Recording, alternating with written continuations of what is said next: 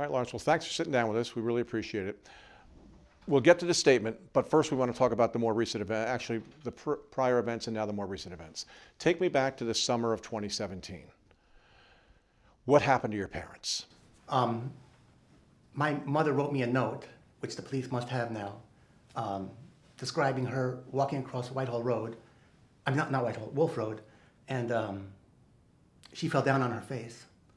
And she had, when I saw her a week or so later, yellow and green, black and blue marks from this. And she wrote that down, and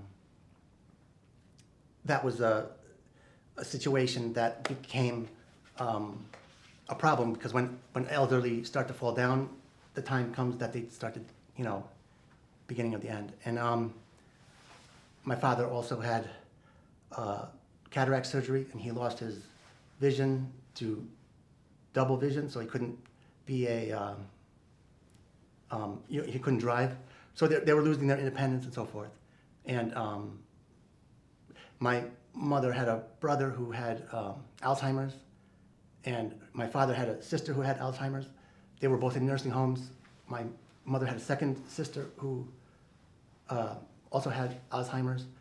And they put you in a bed, they put catheters into you, they rip your teeth out to try to keep you, the whole 9 yards. So this is in the back of my mind. So you didn't want to see them deteriorate and go through that, did you? And I'll mention, the police know about my sister, and having to see my sister die from cancer. I was 16, she was 14, go through 9 months or so of the agony of cancer patients. Mm-hmm. So did you kill your parents as a mercy killing to put them out of their misery? You can be honest with us. I know. I'll leave that for the statement that I put on your website. The statement doesn't mention that. I know. The statement does not mention that. Right. I want to hear from you. Yeah. What did you do to your parents? I buried them in their property. You buried them in the backyard of that house in Albany. Right. At what point did they become deceased? I need to see a calendar. Sometime August 2017. And did they die at your hand? That's the question. Right. I'll have to leave it for that statement. But that's not in the statement. And I think it's important for people to know what happened to your parents. Right. They were your parents. You loved them. They were deteriorating. What did you do? I will... Don't tell me you're going to leave it to the statement, because it's not in the statement. I know. What did you do to your parents? My goal is for the American people to recognize that there's 40 million boomers. They're all going to go through the same kind of problems. Mm-hmm. It affects all of us, and we need to widen up the law so that people can deal with these kind of problems in a humane way, in a whatever way that people can deal with. And I did my duty to my parents. So you ended their lives? I won't. You're saying that without actually saying that word. I want to hear you say that word. You ended their lives. I have to give them mercy. You're saying. I have to plead my Fifth Amendment rights until I can disclose it with my statement there. Did you have any concern that whatever you did was wrong? I would never have done such a thing if I ever did it, knowing it's wrong.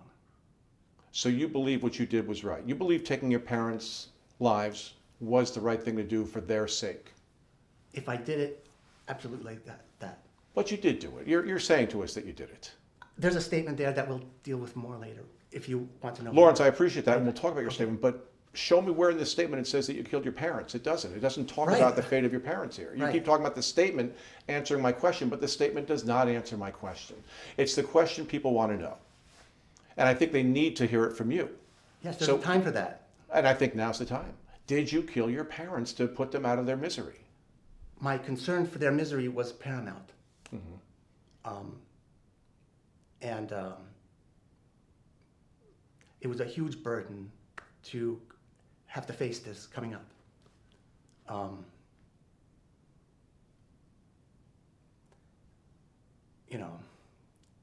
This is a horrible situation. Sure. So you alleviated that burden.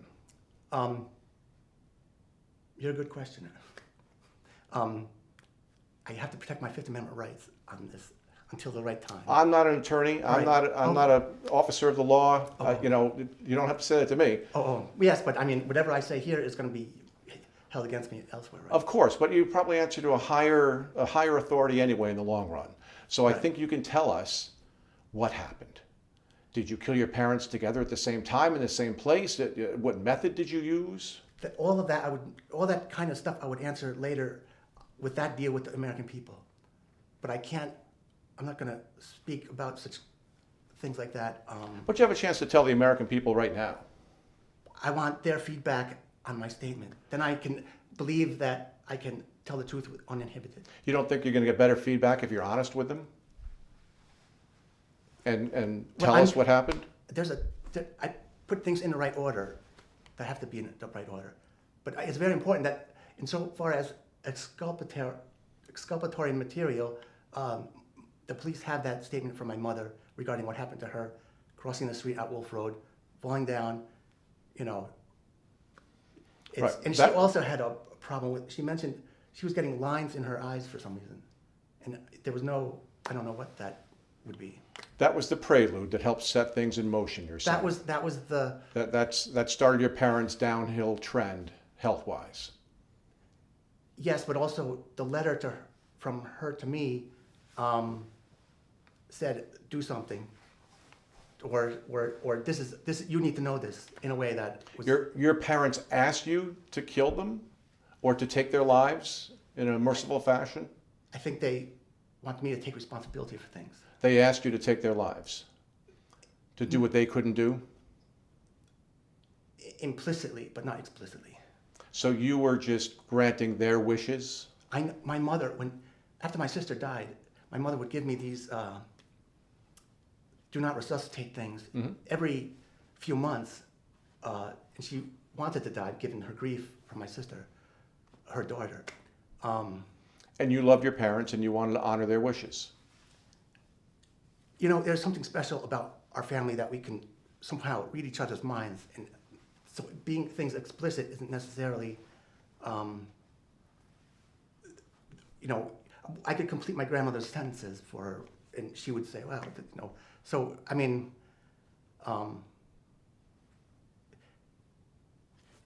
the context of all this became to bear on me. Did one parent, did your mom or your dad more so than the other, ask you to take their lives? They didn't explicitly say that, but they made it clear that they were going downhill. When it actually happened, when your parents died, did they know it was happening to them? Oh yeah. And they knew it was at your hand? Well, yes, no one else's. Right. So they realized what you were doing to them as it happened. Yes. They knew that this was it for them, that they were perishing at your hand. Yes. And it was so quick. How did you do it? Yeah, I can't talk about that. Well, you've just told us that Right. it was at your hand. Right. Were there drugs involved? Was there no. a suffocation? You suffocated them? You suffocated your parents? Yeah. That was the best way to take their lives, through suffocation. Basically. Which parent did you suffocate first? My father, and after he died, my mother put her head on his chest, and she was there for a few hours, and then I finished her. And then what did you do?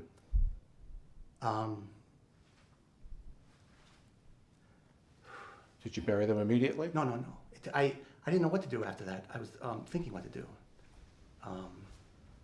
It took me several days to realize I can't do this, I can't do that. Just bury them on the property, and it was wide open, sunlight.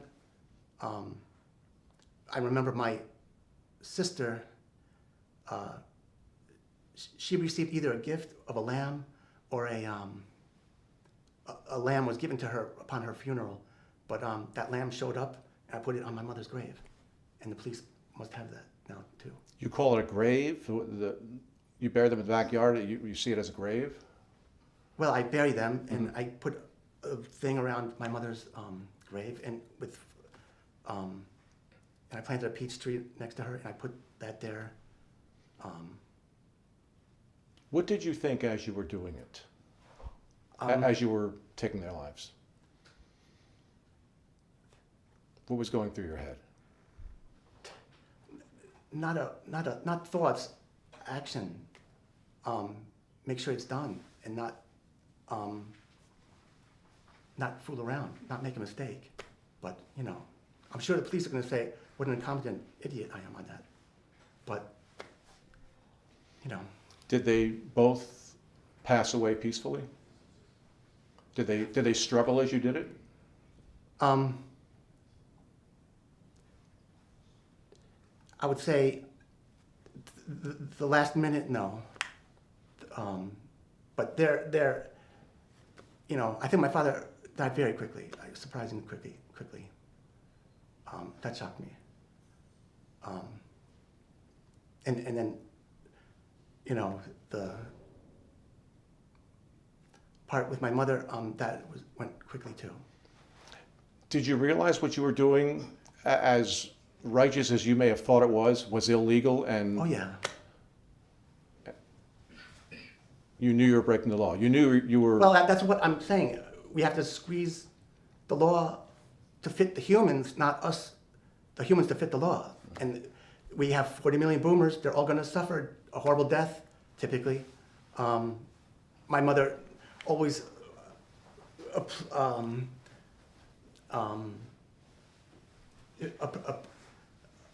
if somebody died in their home, she would say, great, the person died with their boots on, instead of going to a hospital and going through a meat processing factory kind of thing. So they were both children of World War II. My mother was born in 42. She was a toddler. She told me she would follow funerals behind the horse and wagon. This is the kind of world she grew up in. My father was at age 12 in a communist concentration camp for 3 years. So they had very serious lives, given the globe, the genocidal British geopolitics, as I call it. So they were not fooling around on things. They were serious people. When you were doing this, did you think about the financial ramifications, the fact that you would continue to take their government money? Once that happens, and what do? The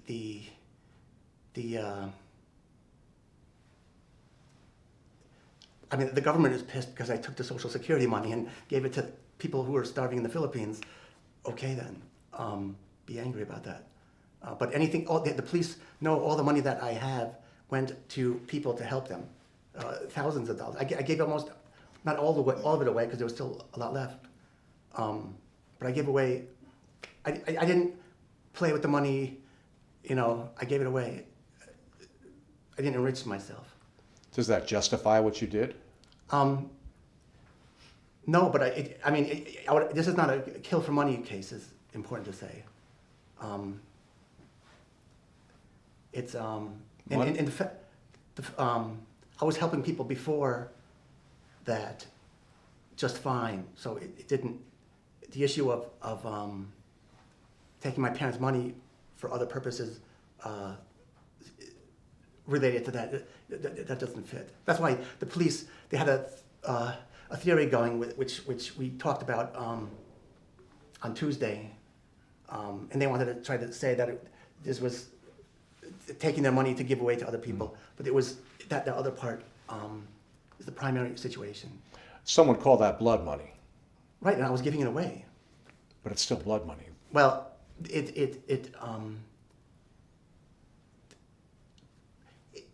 you kill to take somebody's money away, that's blood money. But if what was I supposed to do with this money? Again, I couldn't tell anyone. The government needs to have an office where you can say, this is something that happened, and here's how it happens, and they need to deal with these kind of problems in an open way. Everything in this country is hidden away, and this is a societal crisis. Again, 40 million people are going to deal with this, and maybe a multiple of that given their friends and family. So it's a reality of human experience, and I just wanted to say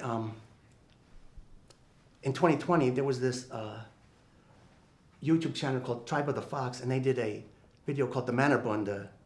And they explained how in the ancient times, they had men who would do this for the elderly, so they wouldn't have to suffer. And of course, the ancient Greeks always believed in dying on the battlefield rather than dying, in a bag of bones, like a bag of bones. Mm-hmm.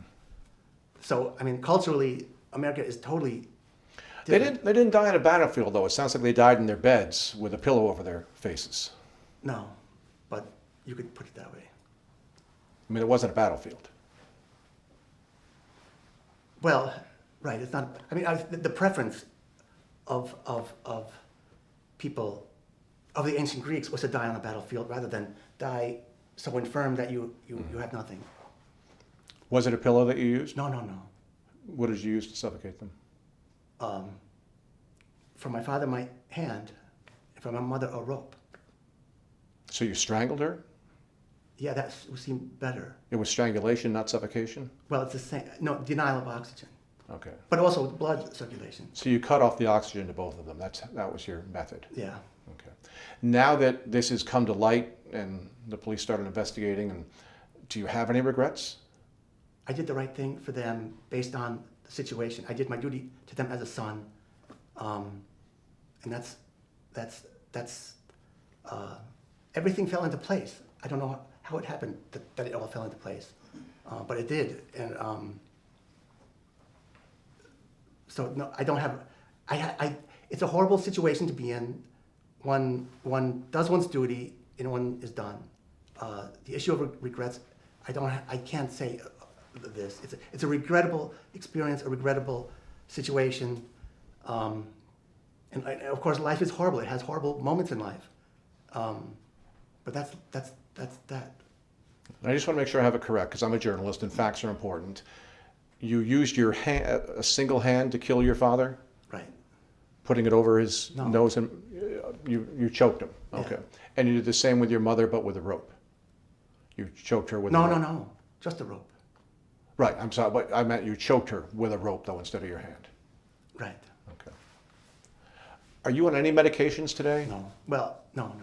Nothing? Nothing. Is your mind clear and... I'm just a little sleepy, but I'm trying to keep my eyes open, but that's okay. Okay, but you have no mental disabilities that are affecting what you're saying here today? Correct.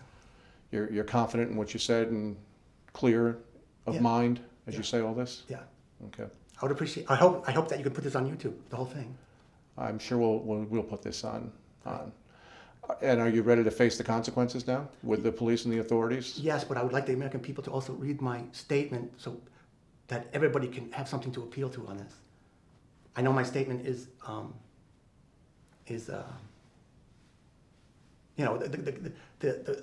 I'm not really concerned about the police or the courts or anything. There's something much bigger in life, and we have to deal with the big things in life. Okay. But again, just to be certain, in 2017, you took your father's life. Correct. And then moments later, or a short time later, you took your mother's life on that same day. Right. No, well, see, that's the thing. It was late at night, and it was like late evening on one day into early morning next. Okay. So within hours of each other. Right.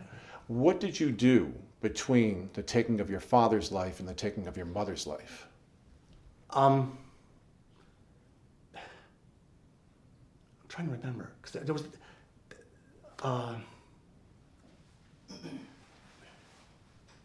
yeah, I don't remember. Did you sit with your mother? Were the three of you together in one Well, room? before they died, my father was here, my mother was here, and I told them what happened to me and my sister after she died. And my sister died in the house too, because when she died from the cancer. But she died in May of 1988, and then in that fall I was doing my 11th grade now then, and there was I had to do a paper in a big test, so I did an overnighter to do that test, and then tried to do a second overnighter to finish that paper or something, and I crawled into bed at like 2:45 in the morning, And sometime then after, I popped out of my body. And I started floating up to the ceiling. I saw the nooks and crannies, and I acknowledged that the nooks and crannies of the ceiling, and then the whole world disappeared. And I was in this big black void, and it was rushing by, and then I saw my sister in a doorway in profile. Anyhow, after that,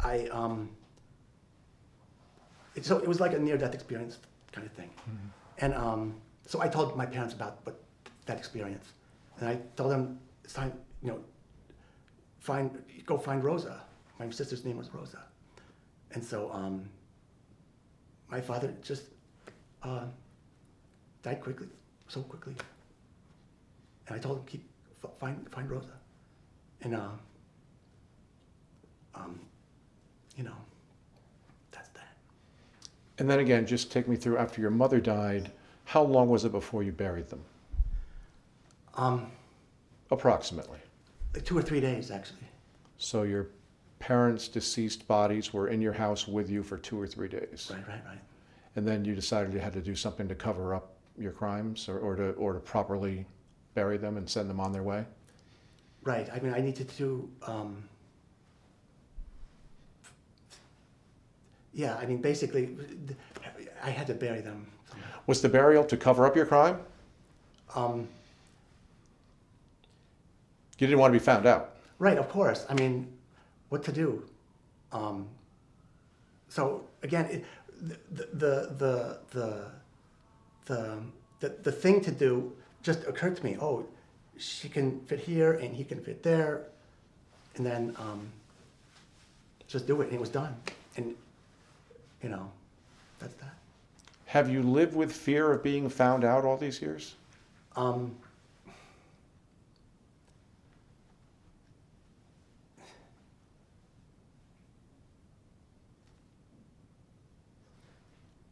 I struggle to do other things with my life to try to make something great out of it, because if that's what I know, that they would not want me to rot away to death in prison over this, and I have a duty to everyone to make the best out of my life, and in the end do what's best for the people of Germany. Really, I call it being a Volkssaver. It took me years to understand all this, but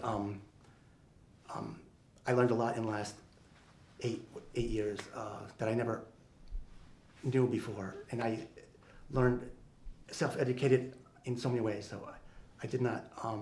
The issue of being caught is. I was able to buy time to solve huge problems, and that's worth it in many ways. To the American people, to me, and to them, to their legacy, to their, Do you think people are going to accept this rationale? They probably won't. And feel for you? What they need to feel is for their own parents. They're going to face the same problems, and they're going to have to find solutions ahead of time, or else they're going to end up like me. That's the reality. Are you telling other people that when their parents start ailing, they should take their lives? They have a duty to their parents to bring them comfort at the end of life when they believe they need to. But again, just to be clear, you took both your parents' lives. Yes. And you realize that you're probably going to face the criminal consequences. Oh, of course. I mean, you're probably going to be arrested and charged. And Yeah. I mean, I'm sure they're going to. It's a process. You have to go through the process. How it will come out at the end, I don't know. But to influence that process, I would beg the American people to read that statement. All right. Lawrence, thank you for being with us. Oh, I appreciate it very much. Thank you. You good, guys? You good, Stone? I think we covered all the bases. Yeah. Is there anything else you want to say? Why did you write that manifesto? What? I'm calling it a manifesto. What would you call it? A statement to the American people. Is that what I wrote? That's what you wrote down? I wrote statement to the public, because you said that. Yeah. You said that to me. Right. Yeah. A statement to the public. What was the other option to call it? Manifesto. Not a manifesto. Just a statement to the public. It is a bit rambling, a bit hard to follow. Right. That's why I say I need more conversations over this. But do you think people are going to want to talk about this or the fact that you Absolutely, took your parents' lives? Right, they're going to talk about that. That's what they want to know. It's just the reality. So I mean, they'll,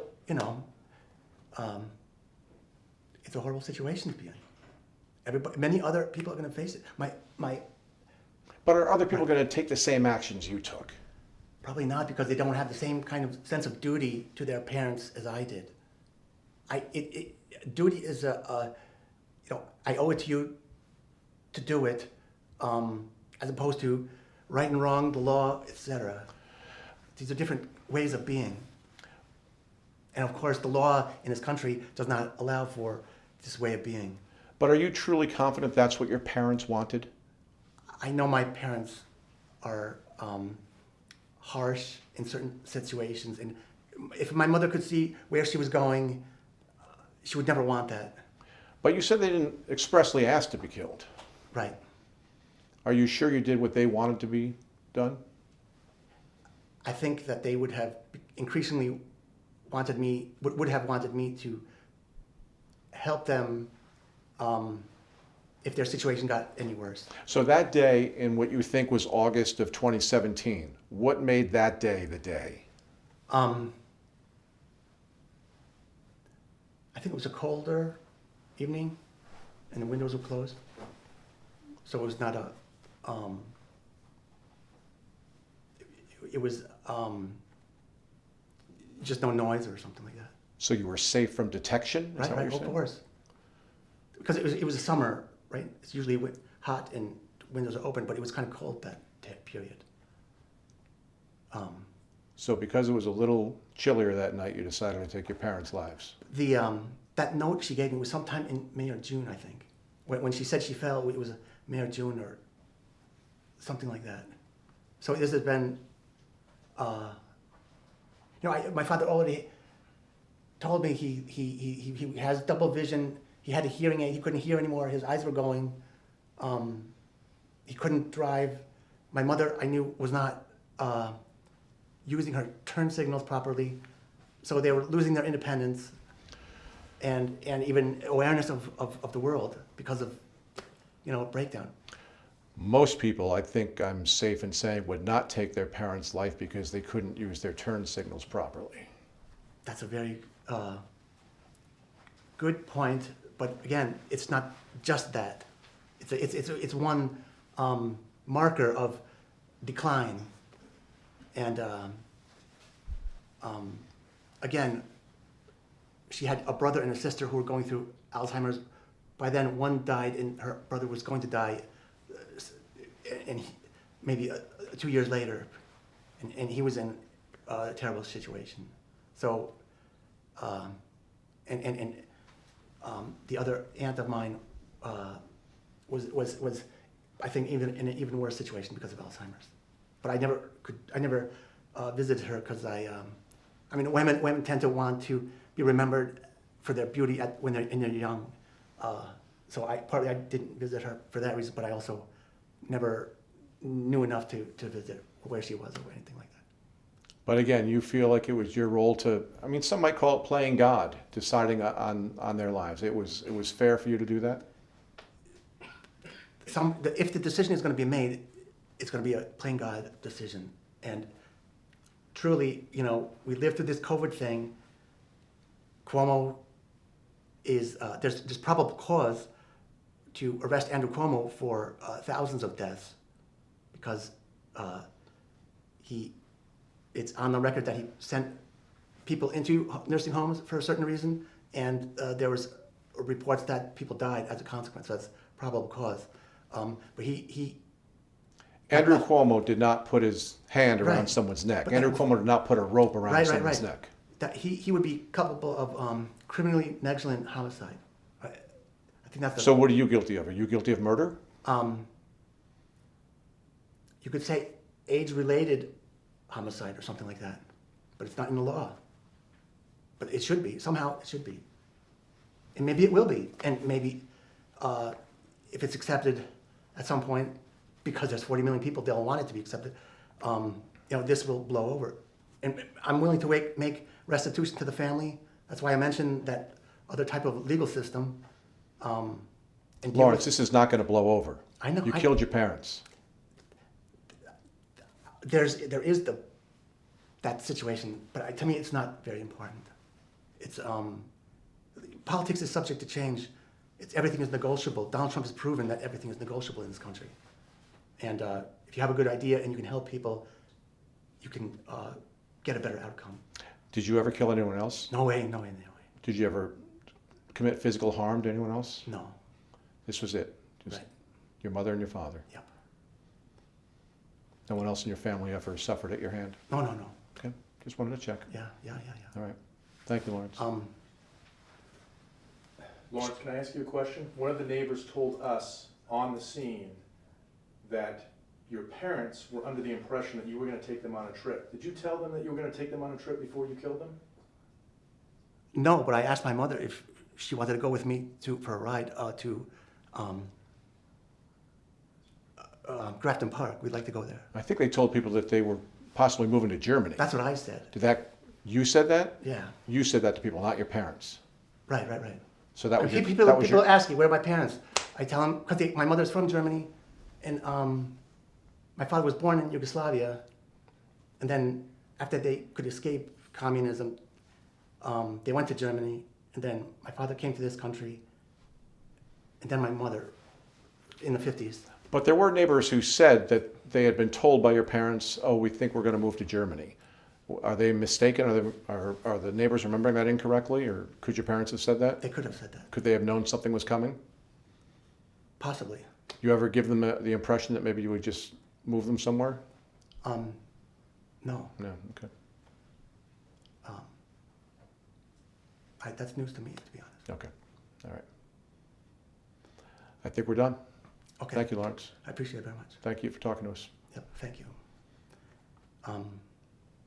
Yeah, if you can make that all available on YouTube, even on a private website for me, so I can have it Trust on me, record. it will be available. Okay, I appreciate Okay, it. thank you. Yep, thank you.